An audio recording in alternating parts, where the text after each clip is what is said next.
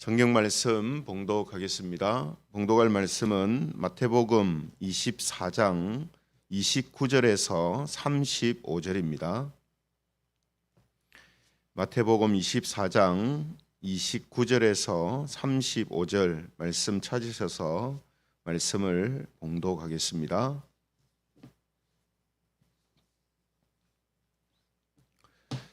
마태복음 24장 29절부터 제가 봉독하겠습니다. 그날 환란 후에 즉시 해가 어두워지며 달이 빛을 내지 아니하며 별들이 하늘에서 떨어지며 하늘의 권능들이 흔들리리라. 그때에 인자의 징조가 하늘에서 보이겠고 그때에 땅의 모든 족속들이 통곡하며 그들이 인자가 구름을 타고 능력과 큰 영광으로 오는 것을 보리라. 그가 큰 나팔 소리와 함께 천사들을 보내리니 그들이 그의 택하신 자들을 하늘 이 끝에서 저 끝까지 사방에서 모으리라. 무화과나무의 비유를 배우라. 그 가지가 연하여지고 잎사귀를 내면 여름이 가까운 줄 아나니 이와 같이 너희도 이 모든 일을 보거든 인자가 가까이 곧 문 앞에 이룬 줄 알라. 내가 진실로 너희에게 말하노니 이 세대가 지나가기 전에 이 일이 다 일어나리라. 천지는 같이 읽겠습니다. 천지는 없어질지언정 내 말은 없어지지 아니하리라. 아멘. 오늘 이 시간에는 하나님이 모으시는 사람들, 하나님이 모으시는 사람들, 이런 제목을 가지고 말씀을 함께 나누겠습니다. 사람들을 보면요, 이런 생각을 가지고 사는 것 같습니다. 자기 자신은 영원하지 못하지만 세상은 영원할 것이다 라는 막연한 생각을 가지고 있다라는 거죠. 왜 그런가 하면 사람은 이제 죽는단 말이죠. 자기는 죽지만 세상은 세상은 그냥 있기 때문에 사람들 생각에 사람은 죽지만은 세상은 영원하다 이렇게 생각을 하게 된다는 것이죠. 그러나 하나님께서는 사람이 영원하지 못한 것처럼 이 세상도 영원하지 못하다 이렇게 말씀을 하십니다. 육신의 몸이 영원하지 못한 것처럼 우리가 보고 있는 이 세상도 영원하지 않다라고 말씀하신다는 거죠. 그래서 이러한 것을 예루살렘 이 성전이 멸망하는 것을 통해서 이 세상도 멸망한 날이 있다라고 예수님께서는 우리에게 말씀해 주고 있는 것입니다. 그래서 우리가 마태복음 24장을 보면 그 내용이 예루살렘 성전의 멸망에 대해서 이야기를 하고 있는데요. 사실은 이 세상의 멸망의 때에 대해서 말씀하고 있는 것이라는 것을 우리는 알게 됩니다. 그래서 세상은 종말의 시간으로 향해 가고 있죠. 그런데 종말의 때다, 종말의 시간에 놓여 있다라는 것을 보여주는 증거들이 나타나죠. 그게 예수님이 말씀하시는 인재와 천재가 있을 것이다라는 것입니다. 그래서 지금 우리가 살고 있는 이 시기가 말세의 때, 종말의 시기이기 때문에 성경이 이야기하고 예수님이 말씀하시는 이런 사람들로 인해서 일어나는 재앙과 또 자연으로서 일어나는 재앙들이 계속해서 있다라는 것입니다. 뿐만 아니라 교회와 신자들한테는 박해가 있고 또 악한 영들의 미혹, 또 그 영들의 역사 가운데 나타나는 거짓 선지자, 거짓 그리스도와 같은 사람들을 통한 미혹이 있을 것이다 라고 말씀하고 있습니다. 이것도 여전히 지금 계속해서 우리 주변에서 일어나고 있는 일들이죠. 그러므로 이런 일들이 바로 말세다라는 증거다라고 우리는 성경을 통해서 확인할 수가 있습니다. 이런 말세의 징조들이 계속해서 일어나다가 예수님께서 마침내 다시 이제 오셔서 이 세상의 끝을 맞이하게 될 것이다 라고 말씀을 하십니다. 그것이 오늘 30절 본문의 말씀인데요. 30절을 보시면은 이렇게 예수님이 말씀하십니다. 그때에 인자의 징조가 하늘에서 보이겠고 그때 땅의 모든 족속들이 통곡하며 그들이 인자가 구름을 타고 능력과 큰 영광으로 오는 것을 보리라. 예수님이 다시 오신다. 재림을 지금 이야기하시는 거죠. 그렇죠? 데살로니가 후서에도 보면 예수님의 재림을 이렇게 이야기를 합니다. 데살로니가 후서 1장 7절에 보면요, 이런 말씀이 있습니다. 데살로니가 후서 1장 7절, 주 예수께서 자기의 능력의 천사들과 함께 하늘로부터 불꽃 가운데에 나타나실 때에, 또 요한계시록에도 예수님의 재림을 이야기하는데요, 요한계시록 1장 7절에 보면 이렇게 말씀합니다. 계시록 1장 7절에 보면 볼지어다 그가 구름을 타고 오시리라. 각 사람의 눈이 그를 보겠고 그를 찌른 자들도 볼 것이요 땅에 있는 모든 족속이 그로 말미암아 애곡하리니 그러하리라. 역시 예수님의 재림이 있다라는 것을 말씀하십니다. 그렇죠? 그리고 재림의 특징이 뭐냐 하면 모든 사람들이 다 알 수 있도록 예수님께서 다시 오신다라는 것이죠. 그러므로 예수님이 말씀하신 이 세상의 종말, 또 예수님의 재림은 틀림없이 이루어진다라는 것이죠. 그래서 예수님께서는 오늘 본문 35절 36절에 이렇게 말씀하십니다. 35절 36절에 보면 내가 진실로 너희에게 말하노니 이 세대가 지나가기 전에 이 일이 다 일어나리라. 천지는 없어질지언정 내 말은 없어지지 아니하리라. 그래서 여러분, 오늘 이 예수님의 말씀처럼 예수님이 말씀하신 그 이 종말에 대한 말씀과 예수님의 재림에 대한 이 말씀은 절대로 없어지지 아니하고 다 이루어지고 성취될 것이다라고 다시 한번 예수님이 말씀하고 있다라는 것이죠. 그래서 오늘 우리가 이런 예수님의 재림과 또 종말에 대한 말씀들을 기록한 성경을 보고 있는데요, 방금 35절 36절에도 그렇습니다만 이 종말에 대한 말씀 속에는 이해하기 어려운 그런 표현들이나 또 뜻을 정확하게 알 수 없는 그런 상징들이 나오죠. 대표적으로 29절 같은 경우 보면 하늘의 권능들이 흔들리리라 이렇게 했는데, 이 하늘의 권능들이 진짜 천계를 말하는 건지 아니면 영적인 의미인 건지 학자들 간에 분분합니다. 정확하게 알 수가 없는 거죠. 또 35절 36절에도 이 세대가 지나가기 전에 다 이 일이 일어나리라 했는데, 이 세대라는 것이 어느 시기를 말하고 어떤 세대를 말하는가, 이 부분도 사실은 정확하지가 않습니다. 그렇죠? 그래서 영적인 의미인지 또 영적인 의미라면 어떤 것인지 이게 명확하게 말씀하고 있지는 않죠. 그러나 우리가 불명확한 것을 붙들고 고민할 것이 아니라 명확하게 이야기해 주시는 것들을 붙들고 살아야 됩니다. 그 명확하게 말씀하시는 게 뭡니까? 종말의 징조가 있을 것이고 예수님의 재림이 분명히 있을 거라는 겁니다. 모든 사람들이 알 수 있을 정도로 예수님께서는 이 땅에 다시 오신다라는 거죠. 또 예수님의 이러한 종말에 대한 말씀은 다 이루어진다는 거죠. 다 이루어진다. 이 말씀을 우리가, 명확한 말씀을 우리가 붙들고 이제 살아야 한다라는 것이죠. 그런데 오늘 이제 본문에 보면요, 예수님이 재림하실 때에 사람들의 이 반응이 좀 특이합니다. 앞서 읽었던 30절 말씀에 보면 예수님이 재림하실 때에 사람들이 어떻게 반응한다고 했습니까? 땅의 모든 족속들이 통곡하며 이렇게 되어 있습니다. 통곡한다고 되어 있죠. 또 계시록 1장 7절에도 보면, 앞서 말씀을 읽었습니다만 계시록의 1장 7절에 보면 이런 표현도 나옵니다. 땅에 있는 모든 족속이 그로 말미암아 애곡하리니.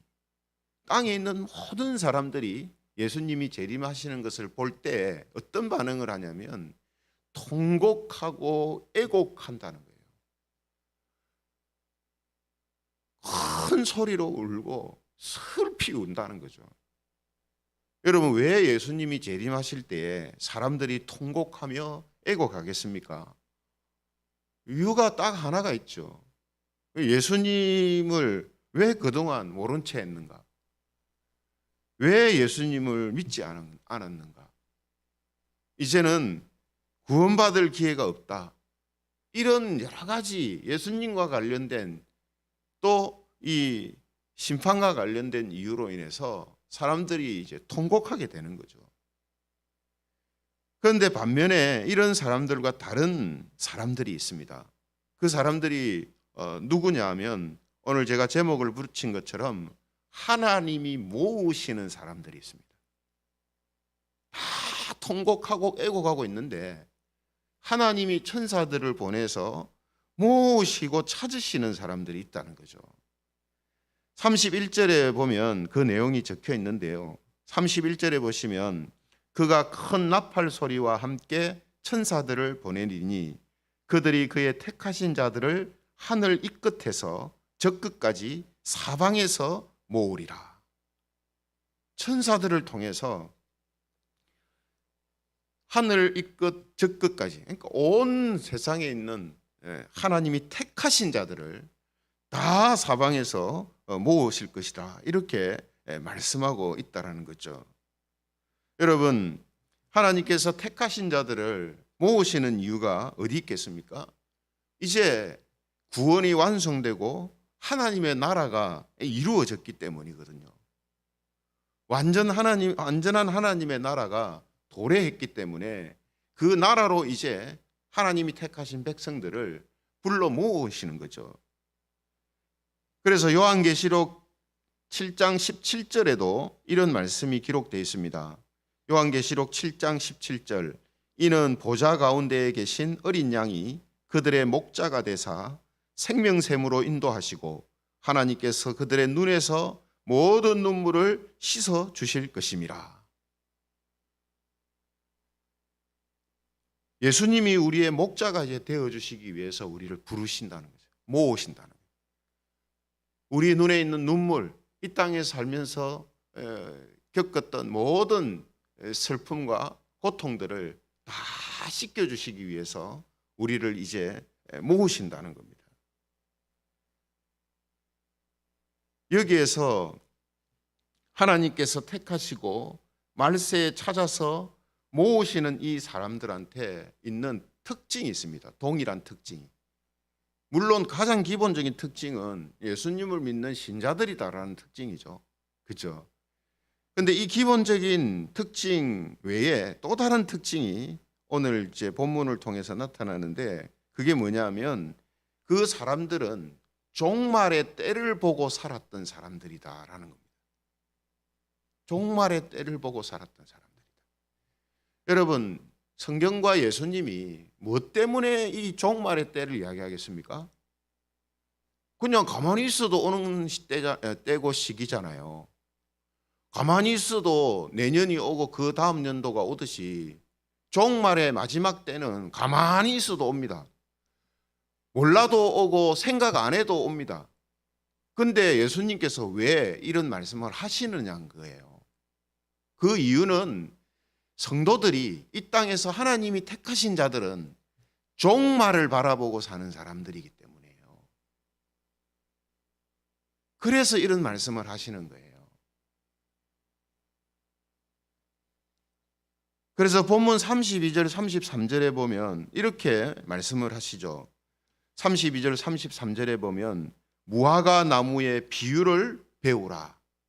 그 가지가 연하여지고 잎사귀를 내면 여름이 가까운 줄 아나니 이와 같이 너희도 이 모든 일을 보거든 인자가 가까이 곧 문 앞에 이른 줄 알라. 종말의 시기라는 것을 보라고, 알라고 이런 말씀을 우리에게 하시는 거고, 이런 징조들을 먼저 보여주시는 거라는 거예요. 사실 이 세상이 마지막 때가 올 때 그냥 갑자기 와도 되잖아요. 하나님이 뭐 그걸 못 하시겠습니까? 지진이 콱 갑자기 오는 것처럼 그냥 갑자기 확 와서 세상이 망하고 예수님이 재림하시고 하면 되잖아요. 근데 왜 이런 징조들을 우리에게 보여주냐 말이죠. 지진 말씀을 했습니다만 지진이라는 것이 갑자기 이제 오지만은 그 전에 여러 가지 또 징조가 그 앞에 있습니다. 그죠? 물론 그것을 사람들이 충분히 알아낼 수 없는 한계가 있지만 그럼에도 그런 조금의 징조가 있어요. 그 이유는 뭡니까? 이제 온다는 거죠.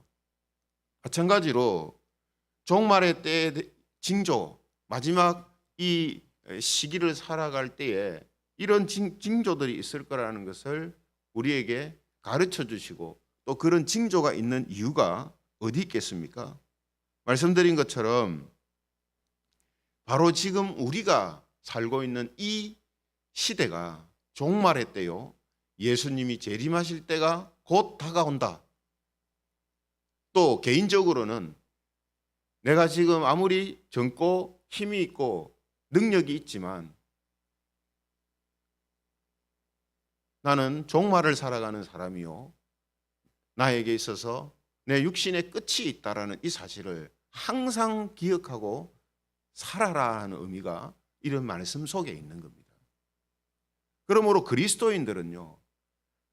이 땅에서 사는 동안 수시로 항상 이 세상이 영원하지 않고 이 세상이 전부가 아니다. 이걸 항상 생각하면서 삽니다. 이게 마지막 때에 하나님이 모으시는 사람들이 가지고 있는 동일한 특징이에요. 아무리 겉으로 예수님을 믿는 사람처럼 보여도 그 사람이 이 땅에서 사는 동안 종말의 이 시기에 대하여서 인식하지 못하고 살았다면 그 사람은 하나님이 모으시는 그 무리 속에 들어가지 못할 가능성이 많습니다. 왜냐? 예수님 믿는 거를 허투루 믿은 거단 말이죠. 예수님 믿는다는 것은 이 땅에서 먹고 사는 것, 이 땅에서 사는 것에만 집중된 게 아닙니다. 이 땅에서 사람이 어떻게 사느냐, 어떤 성품과 인격을 가지고 사느냐, 어떤 좋은 일, 훌륭한 일을 하고 사느냐, 좀 더 나아가면 교회를 위해서 우리가 어떤 일을 하느냐, 이런 걸로 끝나는 게 아닙니다. 그게 전부가 아니란 말이죠. 종말의 때 마지막 시기를 살아가는 거죠. 그래서 여러분, 지금 코로나 바이러스라는 정말 전대미문의 일이 일어나고 있습니다만 세상 사람들은 이런 일들을 보면서요, 그냥 불편하다, 힘들다, 어렵다, 죽고 싶다 이런 생각밖에 안 해요. 그러나 성도들은 어떻습니까? 이런 걸 보면서 우리가 살고 있는 지금 이 시대가 아무리 살기 편하고 좋은 시대라 할지라도, 과학 문명이 아무리 발달하고 있다 할지라도 종말의 때구나. 코로나 바이러스가 갑자기 오는 것처럼 이런 징조들 가운데 예수님의 재림이 갑자기 오겠구나. 이런 생각을 한단 말이죠. 이것이 바로 그리스도인들이고 하나님께서 예수님이 재림하실 때 모으시는 사람들의 특징입니다. 그러므로 오늘 예수님의 말씀처럼 우리는 무화과 나무의 비유를 우리가 배워야 한다는 거죠. 그래서 오늘 이제 큐티책 묵상 에세이에 보면 종말을 이제 설명하는 내용이 나오는데 그 내용에 이런 이야기가 있습니다.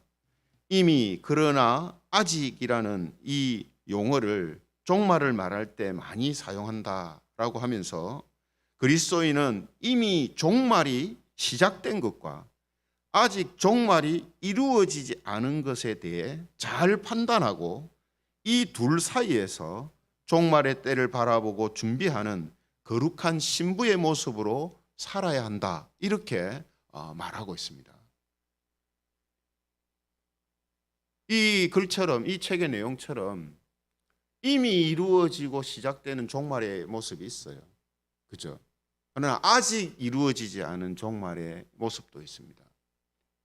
그래서 성도들은 이 이미와 아직의 이 부분을 잘 보면서 우리가 이 땅에서 그 종말의 시기를 살아가고 있고 마지막 때가 우리에게 다가오고 있는 가운데 어떤 모습으로 살아야 하는가 하는 것을 항상 기억하고 생각해야 한다. 이렇게 권하고 있는 것입니다. 성도 여러분, 요즘 다 피부로 느낍니다만 곳곳에 이제 꽃들이 꽃망울을 터뜨리고 활짝 피어나고 있습니다. 이 모습을 보면 이제 겨울이 다 지나고 봄이 이제 왔다라는 사실을 짐작할 수가 있죠. 이처럼 우리도 이 세상에서 일어나는 현상들을 통해서 이미 시작된 종말과 아직 오지 않은 이 종말을 보면서 우리는 살아야 하는 것입니다. 그래서 빌립보서 말씀을 이제 보면 이런 말씀으로 우리에게 권면을 합니다. 빌립보서 4장 8절에 보면요. 끝으로 형제들아 무엇에든지 참되며 무엇에든지 경건하며 무엇에든지 옳으며 무엇에든지 정결하며 무엇에든지 사랑받을 만하며 무엇에든지 칭찬받을 만하며 무슨 덕이 있든지 무슨 기림이 있든지 이것들을 생각하라. 이것들을 생각하라. 무슨 일이 있든지 뭘 하든지 이것들을 생각하라. 이것들 속에 뭐가 들어있습니까? 예수님도 있고 천국도 있고 하지만 종말과 마지막 때 예수님의 재림 이것도 그 속에 다 들어가 있는 거예요. 이런 것들을 우리가 생각하면서 살아야 한다는 거죠. 그래서 오늘 하루도 우리가 무엇에든지 종말을 생각하며 사는 그런 은혜와 복이 있기를 바랍니다. 그래서 예수님이 재림하시는 그 마지막 그날에 하나님이 천사들을 통해 모으시는 그런 성도들이 되시기를 주님의 이름으로 축원합니다.